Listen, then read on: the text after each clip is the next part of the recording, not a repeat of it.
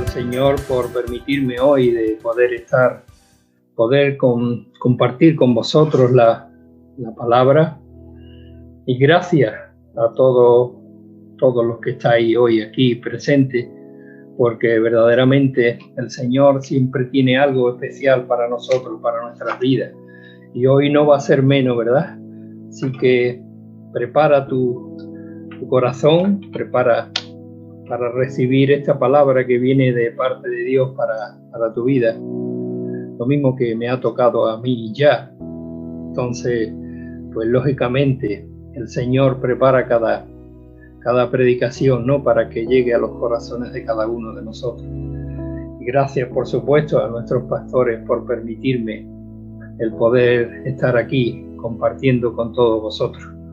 Me gustaría que fuéramos al libro de Primera de Reyes, en el capítulo 19, versículos del 1 al 18. He titulado esta predicación Cuando la duda y el temor nos agobia.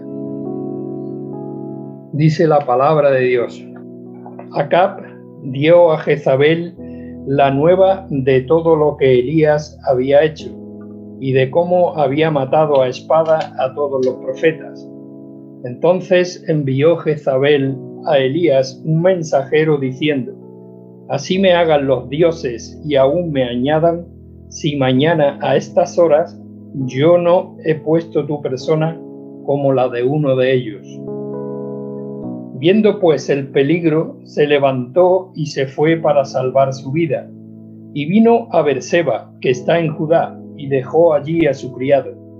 Y él se fue por el desierto un día de camino, y vino y se sentó debajo de un enebro, y deseando morirse dijo: Basta ya, oh Jehová, quítame la vida, pues no soy yo mejor que mi padre.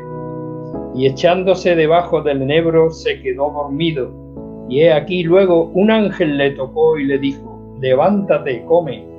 Entonces él miró, y he aquí a su cabecera una torta cocida sobre las ascuas y una vasija de agua, y comió y bebió, y volvió a dormirse. Y volviendo el ángel de Jehová la segunda vez, lo tocó diciendo: Levántate y come, porque largo camino te resta. Se levantó pues y comió y bebió, y fortalecido con aquella comida, caminó 40 días y 40 noches hasta Horeb, el monte de Dios. Y allí se metió en una cueva, donde pasó la noche. Y vino a él palabra de Jehová, el cual le dijo: ¿Qué haces aquí, Elías?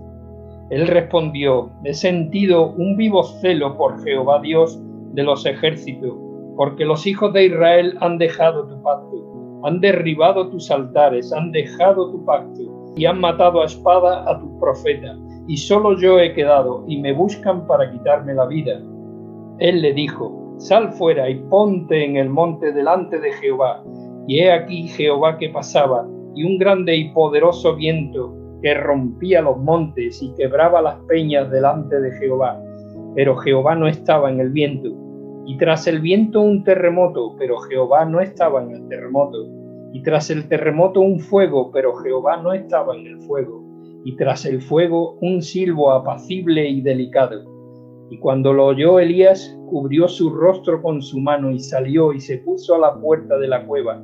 Y he aquí vino a él una voz diciendo: ¿Qué hace aquí, Elías?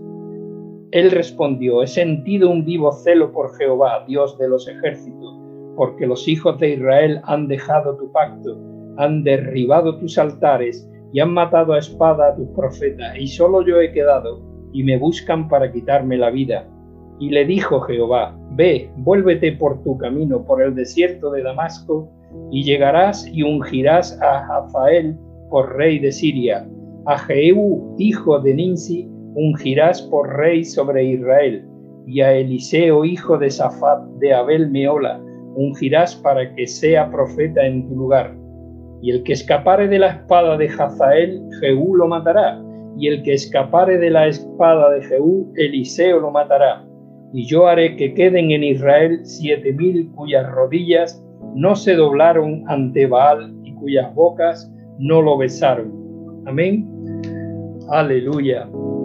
Mis hermanos, todos conocemos, ¿verdad?, la historia que aconteció a Elías con los profetas de Baal, el gran milagro que realizó nuestro Dios, enviando fuego del cielo sobre el altar de la ofrenda. Esto lo puedes leer en la página anterior de nuestra Biblia, en el capítulo 18 del 20 al 40. Cómo Dios utilizó a Elías para testimoniar delante de los 450 profetas de Baal de quién era el verdadero Dios. Gloria a su nombre. Vemos a un Elías pletórico y lleno del Espíritu de Dios, cómo tuvo la valentía de enfrentarse él solito a casi un ejército de profetas de dioses paganos. Pero también vemos el poder de Dios actuar a través del profeta Elías. Ahora bien, tal como hemos leído en este capítulo 19, parece que a Elías le acontece algo que lo cambia totalmente de actitud. Cuando recibe a ese mensajero de Jezabel amenazándolo con la muerte, al igual que él había hecho con los 450 profetas de Baal. El mensajero llega hasta donde está Elías y le comunica el mensaje de Jezabel. En pocas palabras le está diciendo que te voy a mandar a matar a espada, de la misma manera que tú has hecho con mis profetas de Baal.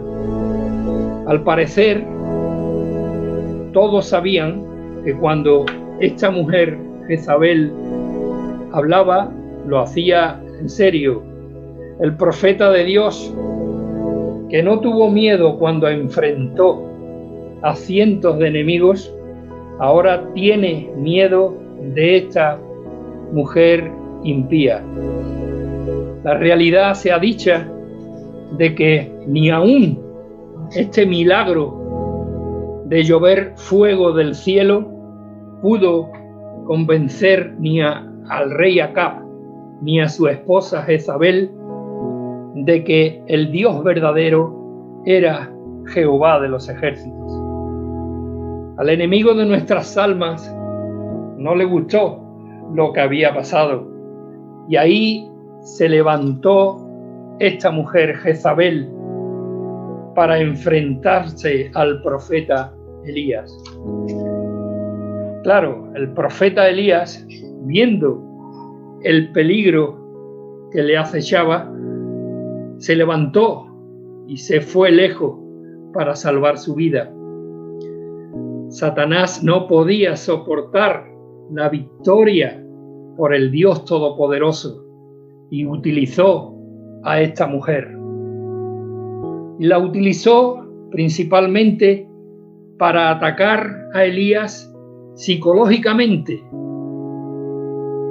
Vemos cómo Dios nos permite ver la intimidad del alma de este gran hombre de Dios, de este gran profeta fuerte y valiente, y nos muestra una vez más una enseñanza de saber que a pesar de todo, lo que era Elías para Dios, nos muestra la cara más humana y sensible, sacando a relucir el temor que tuvo de perder su vida en manos de esta cruel Jezabel.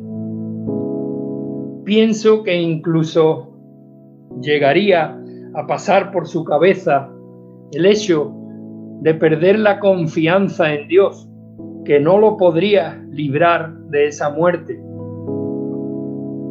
Y ahora yo me pregunto, mis hermanos, mis hermanas, que estamos todos aquí, si nos ocurriera algo parecido en los tiempos que vivimos, si después de que nosotros tener la convicción de haber actuado correctamente, y recibiésemos una amenaza de muerte, ¿cómo reaccionaríamos? O incluso, yo te diría más, sin llegar a ser tan grave como para que nos maten, no hace falta que nos amenacen de muerte. ¿Cómo reaccionaríamos ante una situación de algún problema de familia, por ejemplo, de algún problema de una enfermedad grave, de una crisis económica en nuestra casa, de una crisis matrimonial, de algún problema de adicción o de educación con nuestros hijos, etcétera, etcétera? ¿No sentimos también el deseo de quitarnos del medio como hizo este profeta Elías? Y podemos decir, como decimos por aquí, tierra, trágame. A lo mejor pasamos por unos momentos que estamos llenos del Espíritu Santo, que acabamos de completar un precioso devocional o de compartir una tremenda predicación. Y sin embargo, nuestra mente no da crédito a lo que ha pasado.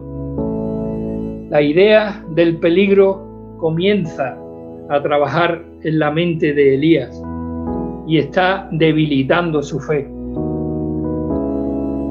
¿Cómo nos parecemos, mis hermanos, nosotros a Elías? ¿Cuántas veces después de una victoria espiritual que nosotros deseábamos quizás hace largo tiempo, este pajarraco de la depresión psicológica empieza a revolotear sobre nosotros? Y nos hacemos preguntas: ¿por qué yo tengo que pasar por todo esto? ¿Es que todo me va a pasar a mí? Algunos grandes militares de nuestra historia, como por ejemplo Napoleón Bonaparte, todos lo conocemos, ¿no?, han hecho monumentos para celebrar sus victorias, pero ningún general ha levantado, por ejemplo, el arco de la derrota.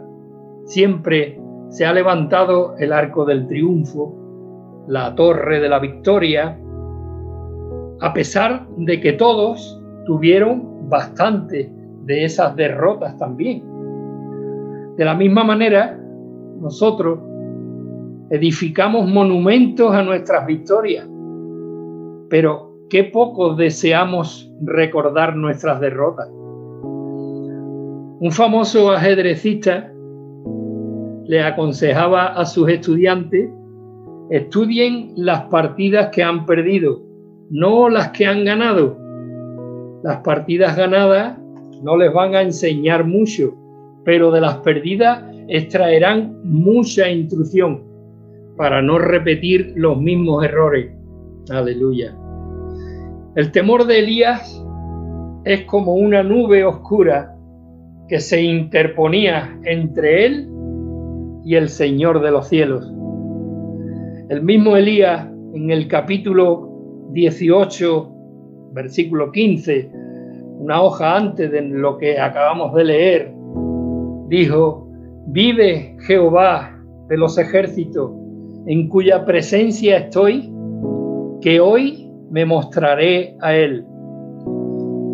Pero ahora que ve el peligro, tiene temor, tiene miedo, y con su fe debilitada, huye primero va a Berseba, donde deja al criado, para no hacerlo también responsable de su temor, para luego él partir solo por el desierto, después de un día de camino, hasta quedarse dormido debajo de un enebro, ya cansado. Y allí, mi hermano, deseó su propia muerte. En el versículo 4, lo hemos leído, dice: basta ya, oh Jehová, quítame la vida, pues no soy yo mejor que mis padres. Y esto me hace recordar también en estas palabras que dice Elías, que muchas veces quizás nos equivocamos cuando nos comparamos con otras personas. Quizás el Señor nos hizo únicos, a ti y a mí, con nuestros fallos, con nuestros defectos, con nuestras virtudes, pero nos hizo particularmente personal a cada uno, de nuestra forma de ser, de nuestra forma de hablar, de nuestra forma de actuar. El problema que esto nos puede acarrear es querer ser como otra persona quizás. Pero seguidamente ya vemos la mano de Dios actuar. A nuestro gran Dios enviándole un ángel con comida. Y no solo una vez, sino por 2 veces, como hemos estado leyendo. Qué misericordia más grande, mis hermanos, tenía el Señor con Elías. Y además, haciéndole saber que se levantara y comiera, porque largo camino le quedaba. Y esto nos habla también de que a nosotros también nos puede quedar mucho camino por delante, mucho camino por recorrer, que tenemos toda nuestra vida por delante, que hoy puede ser el primer día del resto de nuestra vida, pero el Señor, ¿verdad?, sabe hasta dónde podemos resistir y conoce nuestras limitaciones, pero que no nos debemos de dar por vencidos, mis hermanos.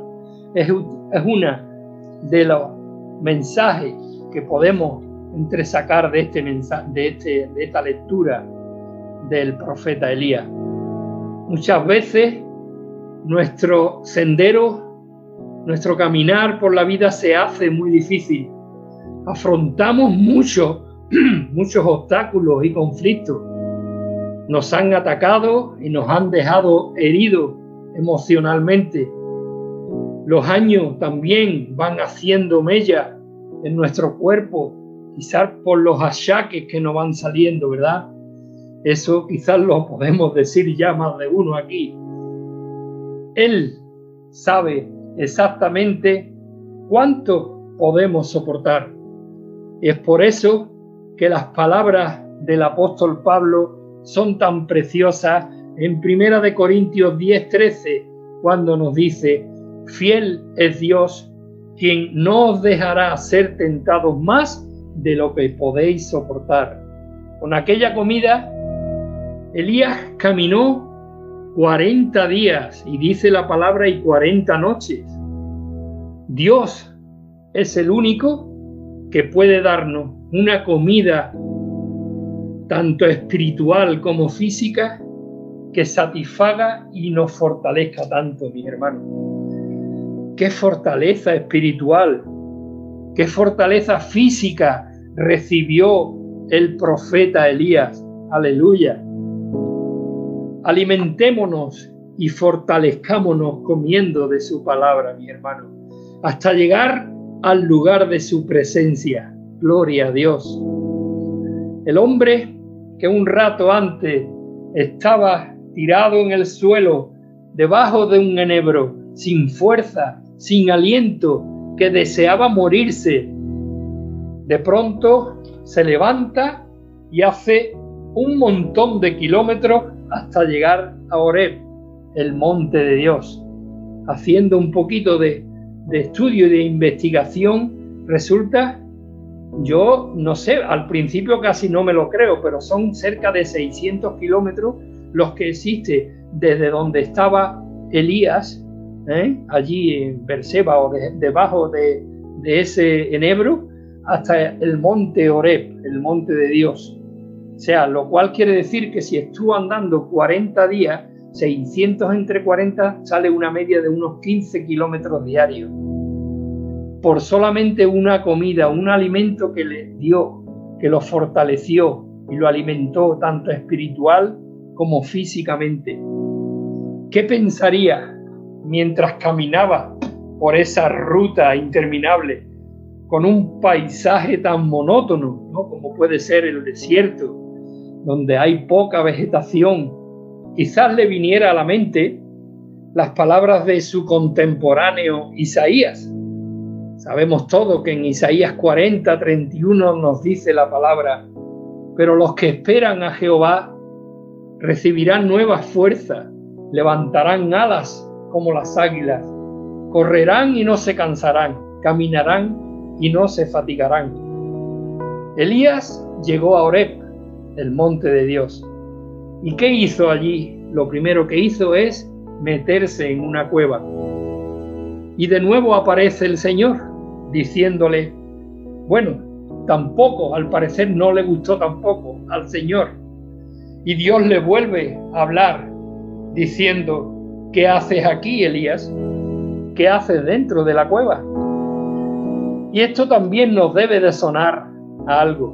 Cuando el Señor nos dice, ¿qué haces aquí? En vez de Elías, pon tu nombre. ¿Qué haces aquí, Antonio?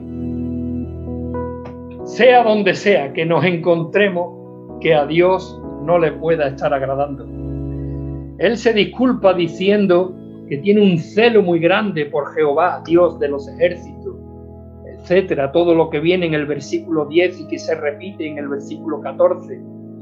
Que él solo quedaba, que habían matado a los profetas y que lo buscaban a él también para matarlo. El temor que sentía, ¿no? Y de nuevo, una vez más le dice, sal fuera y ponte en el monte delante de Jehová. Y aquí nos muestra Dios su grandeza, su poder y su soberanía, mis hermanos, sobre el viento, sobre el terremoto, sobre el fuego. Pero es curioso cómo le hace ver que su presencia no estaba entre estos fenómenos de la naturaleza, pero que él mismo provocó, pero él no se encontraba en esos fenómenos de la naturaleza. Es curioso, ¿verdad? Él mismo provocó en su poder y su soberanía. Y es muy importante, mi hermano, tener en cuenta la soberanía de Dios. Él le hace ver y entender que su presencia estaba en ese silbo apacible y delicado. Y esta es la frase que me encanta, mi hermano, de esta predicación, de esta palabra que me ha puesto el Señor en mi corazón. El Señor estaba en ese silbo apacible y delicado. Aleluya, aleluya. Con qué delicadeza y con qué suavidad se le revela Dios a Elías. Elías pudo experimentar en su propio cuerpo uno de los eventos más grandes de su vida, ese encuentro sorprendente con el Dios Todopoderoso. Aleluya.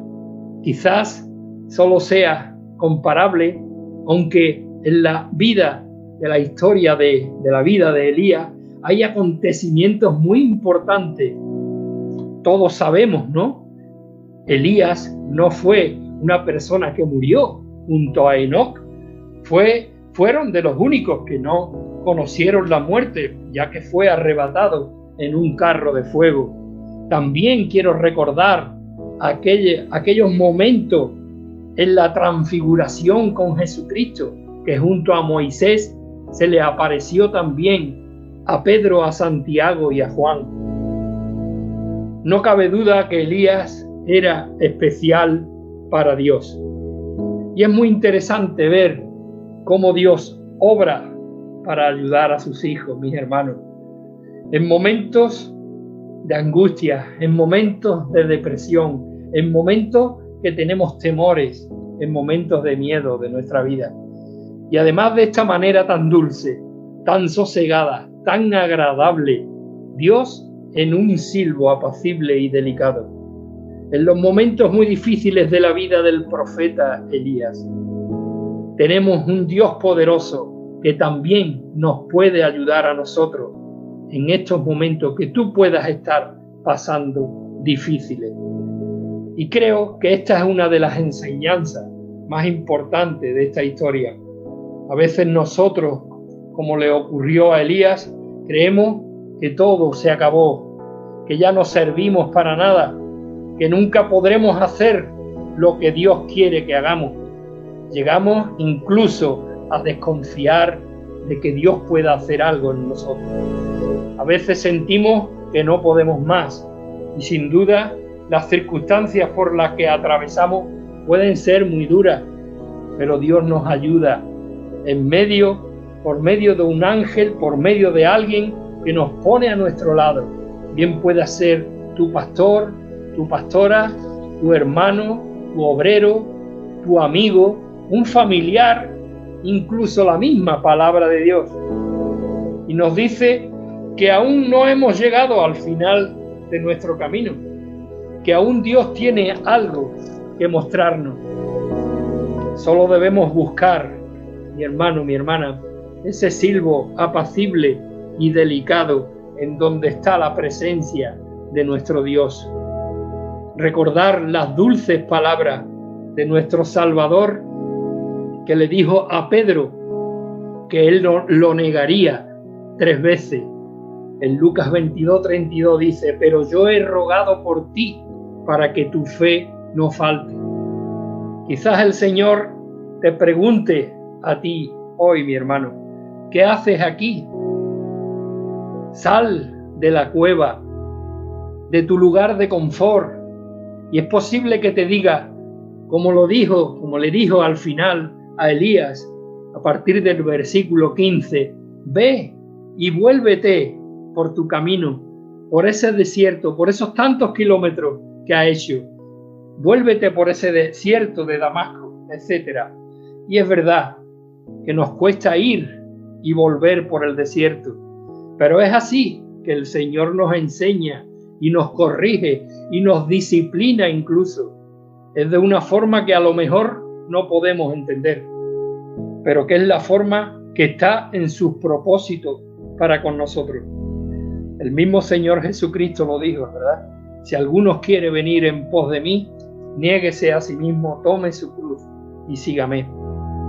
También me acuerdo de esa historia de cuando Jesús anduvo sobre el mar y todos se asustaron diciendo que si era un fantasma, ¿no? Estaban envueltos en una tempestad, pero vieron a Jesús andando sobre el mar. Dice, un fantasma. Pero Jesús le dijo, tened ánimo, yo soy, no temáis.